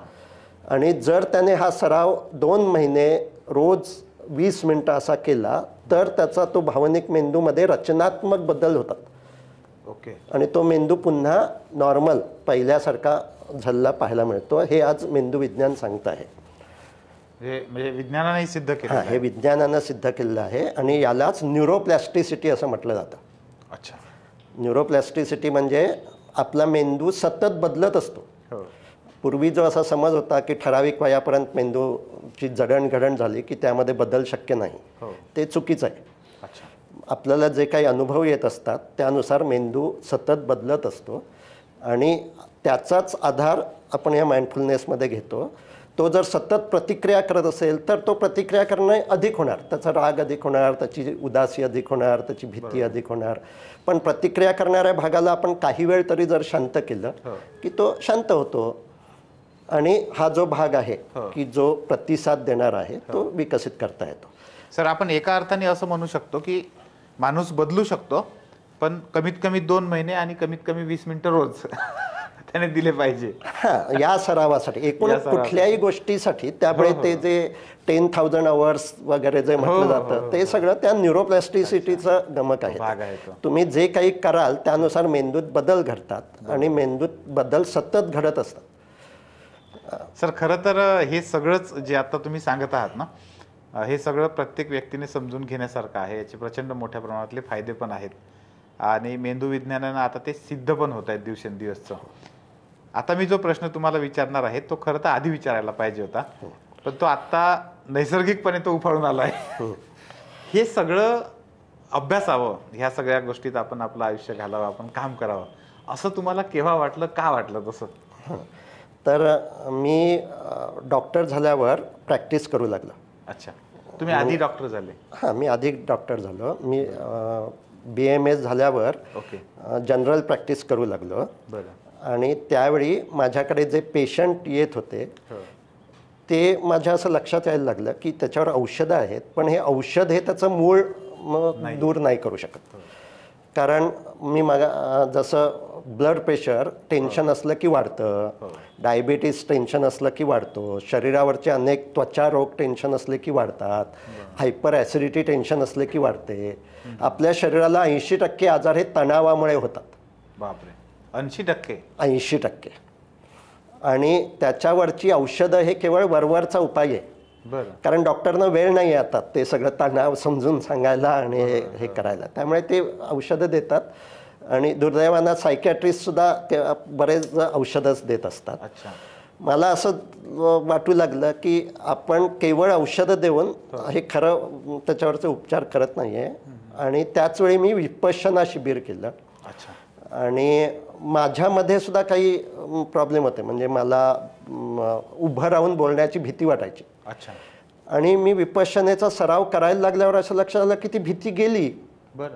आणि त्यामुळे मला असं की हे जे काही मानसोपचार आहेत हे खरं म्हणजे आपण शिकून घ्यायला हवेत आणि ते समजून सांगायला हवेत. आणि त्यामुळे मी नंतर मानसोपचारामध्ये पोस्ट ग्रॅज्युएशन केलं, त्याचा अधिक अभ्यास केला आणि त्याची प्रॅक्टिस करू लागलो. म्हणजे हे जे मगाशी मी जे म्हटलं की विचार बदलायचे, बिलीफ बदलायचे, ही REBT नावाची एक मानसोपचार पद्धती आहे किंवा कॉग्निटिव्ह बिहेवियर थेरपी, CBT. ती मी वापरायचो आणि त्याने पेशंटना त्यांचे जसे तणावामुळे होणारे आजार तसे चिंता उदासी कसं कमी करता येईल हे शिकवायचं. पण त्याचबरोबर मी ध्यानाचा सराव स्वतःही करत होतो. आणि नंतर मला असं लक्षात आलं की परदेशात हा ध्यान हेच थेरपी म्हणून वापरतायत, जे मी तोपर्यंत वापरत नव्हतो. म्हणजे आपल्या इथे अजूनही भारतात अशी ही थेरपी जी माइंडफुलनेसवर आधारित 6 वेगवेगळ्या थेरपी आज परदेशात वापरल्या जात आहेत. आणि एक अशी घडलं की ध्यानावर अधिक अभ्यास करावा असं मला वाटू लागलं. आणि मी ज्यावेळी तो अभ्यास करू लागलो त्यावेळी असं लक्षात आलं की हे ध्यान विशेषतः माइंडफुलनेस मेडिटेशन हे थेरपी म्हणून वापरलं जात आहे अँझायटी डिप्रेशन बरं करण्यासाठी. आणि म्हणून मी त्याचा अधिक अभ्यास केला आणि मी आता तेच करतो, कारण आपल्या समाजामध्ये याची जाणीव खूप कमी आहे, गरज पण खूप मोठी आणि आपल्या इथे ध्यान म्हणजे मोक्ष, अध्यात्म असं एवढंच असं वाटलं जातं. ध्यान खरं म्हणजे पहिलीपासून शिकवलं जायला हवं, 6व्या वर्षापासून शिकवलं जाणं आवश्यक आहे. आध्यात्मिक अर्थाने नाही तर आपलं माइंडफुलनेस या हा, माइंडफुलनेस, आपल्या भावना, आपले विचार समजून घेणं, आपले विचार समजून घेणं. आता प्राथमिक शाळेत सुद्धा शिक्षक सांगत असतात, लक्ष द्या, लक्ष द्या इकडे. आता हे लक्ष द्या हे शिक्षकांनी सांगितल्यावर लक्ष देणं हा एक भाग आहे, पण त्या विद्यार्थ्याच्याच लक्षात येणं की आत्ता शिक्षक सांगतायत त्याकडे माझं लक्ष नाही आहे, हे 7 वर्षाच्या मुलाच्या सुद्धा लक्षात येऊ लागतं. आणि त्याने त्या शिक्षकांच्या बोलण्याकडे लक्ष देणं, किंवा वाचत असेल तर वाचण्याकडे लक्ष देणं, खेळत असेल तर खेळण्याकडे लक्ष देणं, हेच ध्यान आहे. ध्यान म्हणजे काही फार गुड नाही आहे, ध्यान म्हणजे लक्ष देण्याचं सराव, लक्ष देण्याचं तंत्र. आणि आता न्यूरोसायन्सने पुन्हा असं हे सिद्ध केलं आहे की समजा 6व्या वर्षी मला समजलं नाही, 46व्या वर्षी समजलं, पण मी जर पुन्हा पुन्हा असं लक्ष देण्याचा सराव केला तर माझ्या मेंदूत इथे एक केंद्र आहे, त्याला अटेन्शन सेंटर असं म्हणतात. अच्छा. डॉर्सोलॅटरल प्रीफ्रंटल कॉर्टेक्स असं त्याचं नाव आहे. नाव लक्षात ठेवण्याची गरज नाही, मी अभ्यास केला आहे, हे पटावं म्हणून मी अशी नावं काही वेळा सांगतो. तर ते केंद्र हे जर मी असा लक्ष देण्याचा सराव पुन्हा पुन्हा केला, तिथे नवीन कनेक्शन निर्माण होतात, तिथे न्यूरोजेनेसिस होतं, म्हणजे नवीन सेल्स निर्माण होतात, आणि माझा फोकस अधिक चांगला राहू लागतो. सर हे कोणीही वयात होऊ शकतं? हे 75व्या वर्षापर्यंत कधीही होऊ शकतं. साधारण 70-75 नंतर आपला मेंदू थोडा श्रिंक झालेला असतो, आणि त्यामुळे माझा आत्ता अनुभव असा आहे की समजा 4थी-5वीतली मुलं, समजा मी सांगितलं 3 मिनटं स्थिर बसा, तर ती बसू शकतात, पण 75-76 वर्षाचे आजोबा नाही बसू शकत. अच्छा. त्यांना ते मध्येच काहीतरी खाजवतात, त्यांना भानच असत नाही. त्यामुळे आत्ता अनुभवानं माझ्या असं लक्षात येतं आहे की 7व्या वर्षापासून 75 वर्षापर्यंतचा कालावधी असा आहे. 75च्या आधीपासून जर हा सराव केलेला असेल तर ते नंतरही करू शकतात, पण 80व्या वर्षी एखाद्या आजोबांनी हे शिकायचं ठरवलं तर त्यांना अधिक मेहनत घ्यावी लागेल. सर मला आठवतं, मी जेव्हा तुमचा ॲप घेतला होता पहिल्यांदा, त्यावेळेस मी जेवण करत असताना माइंडफुल जेवण करण्याचं, त्यामध्ये आपला एक ऑडिओ आहे तसा, मी तो केला होता. पण आता माझा प्रॅक्टिकल प्रॉब्लेम सांगतो तुम्हाला. मी काही दिवस ते केलं आणि त्याच्यानंतर ते विसरलं. आता मला मध्ये मध्ये ते आठवलं की मी करतो. ज्यावेळेस आठवतं त्यावेळेस मग मी अगदी अर्ध जरी जेवण केलं तरी ते खूप चांगली भावना ती तयार होते जेवणाची. आणि जेव्हा ते करत नाही त्यावेळेस मग आपण भरभर किती खातो पता लागत नाही. तर हे जे कंटिन्युटी ठेवण्यासाठी आहे, तर काय करता येईल त्याला की अशी कंटिन्युटी राहिली पाहिजे? तेच जसं मी मगाशी म्हटलं मैफिलच्या आधी, तसं रोज सकाळी आपली एक नवीन मैफिल सुरू होत असते. तर आजच्या दिवसात जे काही करायचं आहे ते जसा विचार करायला हवा, तसंच हा विचार करायला हवा की आज जेवण करताना मी जेवणाकडेच लक्ष देईन, चहा पिताना चहा पिण्याकडेच लक्ष देईन, आंघोळ करताना आंघोळ करण्याकडेच लक्ष देईन. आंघोळ हा अनुभव अतिशय आनंददायी असतो, पण बऱ्याचदा आपण आंघोळ करताना असा विचारात असतो आणि ते सगळं यांत्रिकतेने होत असतं. तर आंघोळीला जातानाच असं ठरवायचं, पुढली 15 मिनिटं मी आंघोळीकडेच लक्ष देईन, पुढला जो काही अर्धा तास आपण जेवत असू तर जेवणाकडेच लक्ष देईन, हे ठरवायचं. म्हणजे सजगतेची त्रिसूत्री, भविष्याचा संकल्प करायचा, मग जेवताना जेवणाकडेच लक्ष द्यायचं. आणि मग जेवण झाल्यावर काही वेळा असं वाटतं की अरे मधला माझं लक्षच नव्हतं, तंद्रीतच मी जेवत होतो. ओके, आता स्वीकार करायचा, आता त्याचा विचार करत राहायचा नाही, आता पुढल्या जेवणाच्या वेळी किंवा पुढल्या कृतीचा ठरवायचा. म्हणजे अनेकदा आता आंघोळ करताना माझे असे क्लायंट अनुभव सांगतात की आम्ही ठरवतो असं, पण नंतर लक्षात येतं कानाचा साबण तसाच राहिलाय. अच्छा. तर आता तो धुवून टाकायचा. आता पुन्हा त्याबद्दल स्वतःला कोचत राहायचं नाही की मला काही तेवढा वेळ सुद्धा माइंडफुल राहता येत नाही. त्यामुळे ह्या पुन्हा पुन्हा स्वतःला आठवण करून देणं हे खूप महत्वाचं आहे. आणि ॲप आणि त्याचा फायदा असा आहे की आम्ही एक तुम्हाला व्हॉट्सअप ग्रुपमध्ये घेतो आणि तिथे आम्ही तुम्हाला आठवण करत राहतो की सराव केला का, आज आंघोळीला जाताना असा संकल्प करा. त्यामुळे या आधुनिक तंत्रज्ञानाचा उपयोग आपण माइंडफुलनेस माइंडफुलनेसचा सरावासाठी खूप चांगल्या पद्धतीने करून घेऊ शकतो. माइंडफुलनेसचा सगळ्यात मोठा शत्रू सुद्धा आधुनिक तंत्रज्ञानच आहे. कारण माणसं म्हणजे तुम्हाला ॲक्च्युली माझ्याकडे क्लायंट असे आहेत, सेक्शुअल ॲक्टिव्हिटी करताना सुद्धा ते व्हिडिओ पाहत असतात. अरे बापरे, इतकं आज त्या व्हिडिओचं व्यसन लागलेलं आहे. म्हणजे त्या पार्टनरमधले पती पत्नी असतील तर एक जण असं सांगतो की काय डॉक्टर सांगू, हे त्यावेळी सुद्धा व्हिडिओ पाहत असतात. किंवा ही स्त्री सुद्धा ते व्हिडिओ पाहत असते.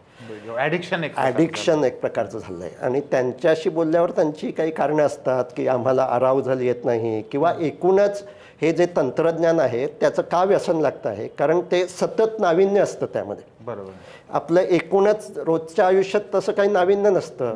आणि त्यामुळे आज बऱ्याचदा अशी तक्रार केली जाते की तरुण मुलं माणसांशी बोलतच नाहीत, ती आपल्या फोनमध्येच असतात. कारण माणसांशी बोलणं जनरली कंटाळवाणेच असतं. माणसं तेच बोलत असतात आणि फोनमध्ये सतत नाविन्य असतं, काहीतरी वेगळं हे होत असतं. आणि त्यामुळे ते आपलं लक्ष सतत वेधून घेत असतं. त्यामुळे माणूस माइंडफुल नसतो, त्याचं बोलण्याकडे लक्षच नसतं, तो त्या फोनमध्येच बघत असतो. त्यामुळे माइंडफुलनेसचा सगळ्यात जास्त शत्रू हे फोन, आधुनिक तंत्रज्ञान आहे. पण त्याचाच उपयोग करून घेऊन आपण माइंडफुलनेसची प्रॅक्टिस देखील चांगली करू शकतो. सोशल मीडियाच्या ॲडिक्शन पासून दूर जाण्यासाठी सुद्धा माइंडफुलनेसचा उपयोग प्रचंड उपयोगात येऊ शकतो. आणि त्या पद्धतीच्या त्यांनी हे घेतल्या पाहिजे. सर, आता खूप सारे प्रश्न आहेत, पण आता एक शेवटचं मला तुम्हाला विचारायचं आहे. जी तरुण मुलं आहेत, जे आता कॉलेजला जाणारी मुलं आहेत, यांच्यामध्ये व्यसनांकडे जाण्याचं प्रमाण खूप जास्त आहे. सोशल मीडियात आहेच एक व्यसन, पण इतरही व्यसनांकडे जाण्याचं प्रमाण खूप आहे. प्रचंड राग येण्याचं जे प्रमाण आहे तेही या मुलांमध्ये खूप जास्त टोकाचे, आणि त्याच्यामुळे खूप वेगवेगळ्या घटना पण आपल्याला दिसतात. अगदी तालुका पातळीवर, जिल्हा पातळीवर किंवा शहरांमध्ये सुद्धा, झोपडपट्ट्यांमध्ये बघितलं तर गुन्हेगारीकडे सुद्धा ही मुलं वळतात.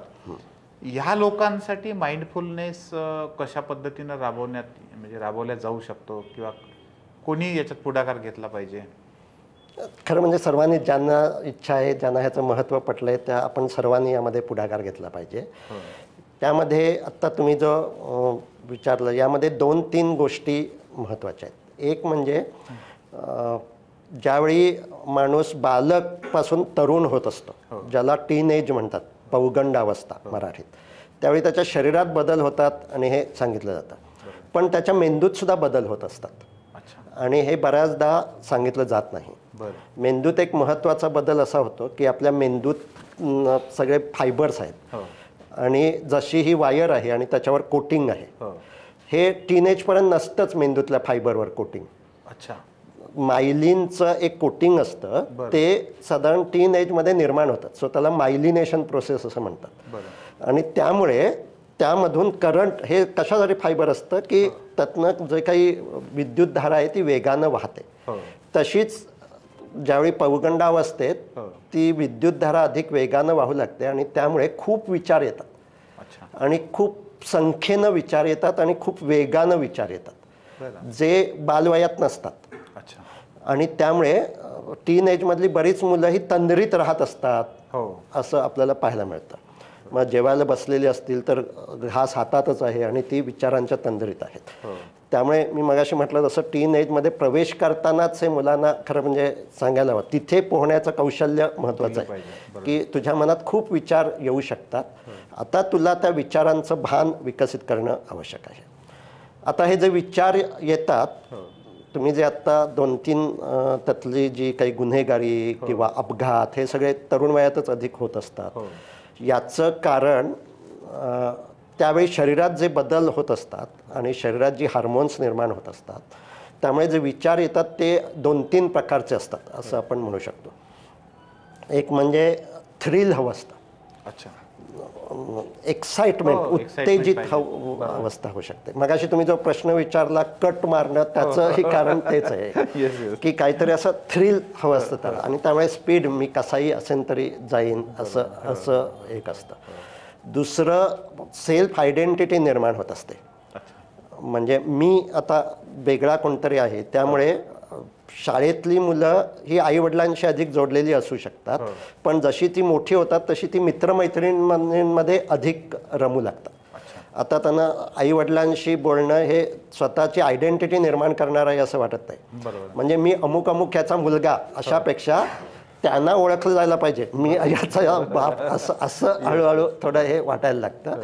त्यामुळे हा दुसरा मेंदूत बदल होतो की माझी आता आयडेंटिटी वाढावी. त्यामुळे ही जी गुन्हेगारी कृत्य ही सुद्धा शाळेत एखादा मुलगा जो टिंगल करतो, मुद्दामून वर्ग चालू असताना काहीतरी करतो, हे कशासाठी करतो? आयडेंटिटी त्याची दाखवायची असते, लक्ष वेधून घ्यायचं असतं त्याच्याकडे.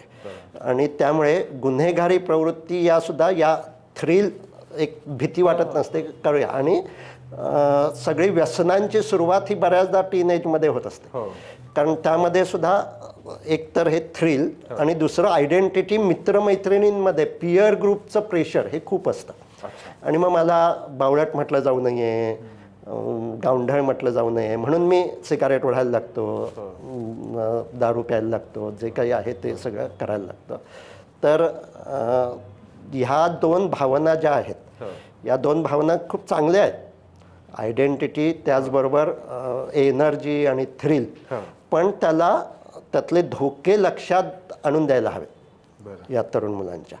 आणि त्यांना आता त्यांचा प्रीफ्रंटल कॉर्टेक्स थोडं काम करायला लागलेलं असतं. तर तिसरं जे मी सांगतोय मेंदूत की हा जो मी मगाशी म्हटलं 6व्या वर्षी हा प्रीफ्रंटल कॉर्टेक्स मेंदूचा हा भाग काम करू लागतो, पण तो 25 वर्षापर्यंत नीट काम करतच नसतो. अच्छा. वर्क इन प्रोग्रेस चालू असतं. अच्छा. आणि त्यामुळे त्यांचे इमोशनल स्विंग खूप अधिक असतात. बरं. आपल्याकडे मराठीत म्हण आहे गद्धे 25शी. ते आपले पूर्वज हुशार होते, म्हणजे त्यांनी हे अनुभवलं असेल. हे मेंदू विज्ञान त्यांना माहीत नसेल, पण 25शी पर्यंत घेतलेले निर्णय हे बऱ्याचदा गाढवासारखे, म्हणजे भावनेच्या भरात घेतलेले निर्णय असू शकतात. कारण 25 वर्षापर्यंत आपला प्रीफ्रंटल कॉर्टेक्स हा पूर्ण मॅच्युअर झालेलाच नसतो. आणि त्यामुळे इमोशनल स्विंग्स खूप असतात. काही वेळा खूप उत्साह आणि काही वेळा खूप उदासी, दुःख असं होत असतं. हे सगळं शरीरातली हार्मोन्स, मेंदूतलं हे सगळं यामुळे होत असतं. त्यांना जर हे असं होणं हे नैसर्गिक, माझ्या शरीरात जे काही होतं आहे त्यामुळे हे होतं आहे, हे जर त्यांचं भान विकसित झालं तर त्यामुळे ते जे रिॲक्ट करतात. आणि या सगळ्याच्या बऱ्याचदा माझ्या असं लक्षात आलेलं आहे, ही सगळी व्यसनं इमोशनल स्विंगपासून पळून जाण्यासाठी केली जातात. बरं. म्हणजे ती किक घेतली की काही इमोशनल स्विंग, उदासी, भीती काही जाणवत नाही. बरोबर. तेवढा वेळ तो एकदम बिनधास्त असतो. आणि मग गुन्हे सुद्धा त्याच काळात अधिक होतात, किकमध्ये ते होत असतात. पण त्याचं मूळ कारण हे त्या वयामध्ये जे काही मेंदूत आणि शरीरात बदल होतात ते नीट समजून न घेतल्यामुळे हे होत असतं. त्यामुळे सगळ्या तरुण मुलांपर्यंत हे पोचलं पाहिजे. आणि तिथे तिथे काम करणाऱ्या सामाजिक कार्यकर्त्यांनी, शिक्षकांनी, जे आपल्यासारखे इन्फ्लुएन्सर आहेत त्या सर्वांनी ते पोचवणं आवश्यक आहे. तो पोचवण्यामध्ये निश्चितपणे आजचा पॉडकास्ट खूप मोठी भूमिका त्याची राहील. खूपच वेगवेगळ्या आणि म्हणजे मी असं म्हणेन की माइंड ब्लोविंग ज्याला म्हणता येईल अशा खूप साऱ्या विषयांवर आपण बोललो. खरं तर विचार येणं आणि विचार करणं इथून सुरू झालेला हा जो प्रवास आहे तो अगदी समाजाच्या व्यसनाधीनतेपासून तर अपघात कमी करण्यापर्यंतचा खूप सुंदर प्रवास होता. सर, निश्चितपणे आमचा जो पॉडकास्ट आहे 3S टॉकचा, त्याचा उद्देशच आहे सेल्फ कनेक्ट, सेल्फ इक्विलिब्रियम आणि ह्या दोन्हींच्या माध्यमातून साधलेलं स्वतःचं सेल्फ सक्सेस. तर तो मिळवण्यामध्ये आपल्या सगळ्या प्रेक्षकांना निश्चितपणे याची खूप मोठ्या प्रमाणात मदत होईल. तुम्ही या ठिकाणी आलात आणि अतिशय सुंदर पद्धतीने हे सगळं आम्हाला समजावून सांगितलं, गप्पा केल्यात, त्यासाठी 3S टॉक या आमच्या पॉडकास्टमार्फत आपले खूप खूप आभार. धन्यवाद. मला ही संधी दिली त्याबद्दल. आणि हे तुम्ही आत्ता जे म्हटलं की समाजात हे पोचवण्यासाठी आपण एकत्र येऊन काम करूया. निश्चित सर. थँक्यू.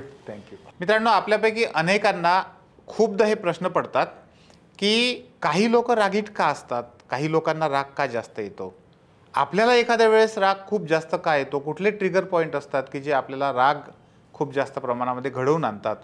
आपण बघतो आपल्या सभोवतालमध्ये जेव्हा तुम्ही ट्रॅफिकमधून जात असता त्यावेळेस तासनतास स्क्रोलिंग करणारे लोकसुद्धा त्यावेळेस इतक्या घाईनं निघून जातात की अगदी जीवावरचा धोकासुद्धा ते लोक पत्करतात. आपण फॅमिलीमध्ये जेव्हा एकत्रितपणे राहतो त्यावेळेस आपलं लक्ष दुसरीकडेच कुठेतरी राहतं, आपल्या आयुष्यामध्ये आपलं लक्ष नसतं. आपल्याकडे वेळ असून सुद्धा आपण आपल्या मुलांना आपला क्वालिटी टाईम देऊ शकत नाही. बरेचदा जेवण करत असताना आपलं लक्ष नसतं. ह्या अशा अनेक ज्या गोष्टी आपल्या आयुष्यातल्या आहेत त्या खूप साऱ्या गोष्टी माइंडफुलनेसच्या प्रॅक्टिसनं दूर होऊ शकतात. परंतु आपल्यापैकी अनेक लोकांना सजगता, माइंडफुलनेस काय आहे, तो आपल्या आयुष्यामध्ये कशा पद्धतीनं सुख आणू शकतो आणि चांगल्या पद्धतीनं आपण आयुष्य त्याच्या आधारे जगू शकतो, हे आपल्याला माहीतच नसतं.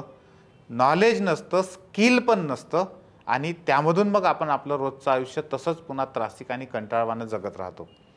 हे सगळं टाळण्यासाठी आजच्या आपल्या पॉडकास्टमध्ये आपण अशा अनेक गोष्टींची खूप सारी चर्चा केलेली आहेत. तज्ज्ञांसोबत ही चर्चा केलेली आहेत. त्यामुळे हा पॉडकास्ट तुम्ही पूर्ण पॉडकास्ट नक्की पहा आणि कमीत कमी एका तुमच्या जवळच्या व्यक्तीला हा पॉडकास्ट नक्की शेअर करा. अशा पद्धतीचे कुठले पॉडकास्ट तुम्हाला वाटतात की ते पुन्हा पुन्हा आले पाहिजेत, पुन्हा पुन्हा त्या व्यक्तींना आपण आपल्या पॉडकास्टमध्ये आणलं पाहिजे, कमेंट बॉक्समध्ये ते नक्की सांगा. आणि yes, last but not the list, जर अजूनही आपल्या चॅनलला सबस्क्राईब केलं नसेल तर चॅनलला सबस्क्राईब करा. कारण तुम्ही जेव्हा सबस्क्राईब करता तेव्हा हे सगळे पॉडकास्ट तुमच्यापर्यंत पोहोचवणारी जी आमची टीम आहे त्या सगळ्या टीमचा उत्साह वाढतो आणि पुन्हा एकदा नव्यानं अशाच चांगल्या व्यक्तींना तुमच्यासमोर घेऊन घेता येतं.